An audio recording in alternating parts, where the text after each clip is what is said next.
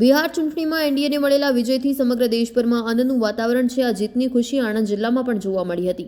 આણંદ જિલ્લા ભાજપ કાર્યાલય ખાતે ખાસ ઉજવણીનું આયોજન કરવામાં આવ્યું હતું, જેમાં કેબિનેટ મંત્રી રમણભાઈ સોલંકી તેમજ જિલ્લા પ્રભારી મંત્રી સંજયસિંહ મહિડા હાજર રહ્યા હતા।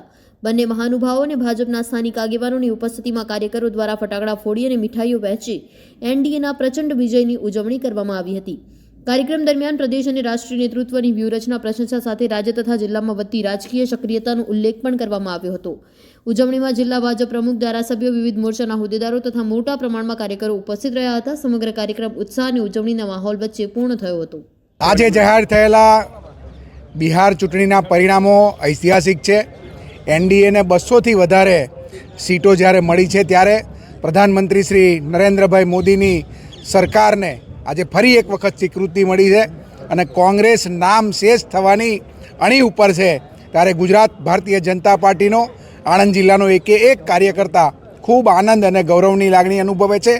આજે જીતેલા તમામ ઉમેદવારો અને માનનીય પ્રધાનમંત્રી મોદી સાહેબ, અમિતભાઈ શાહ સાહેબ અને નીતિશ કુમારના નેતૃત્વમાં તે જ્યારે ચૂંટણી થઈ હતી, એ બધા જ વિજયી ઉમેદવારોને પણ હું ખૂબ ખૂબ અભિનંદન પાઠવું છું।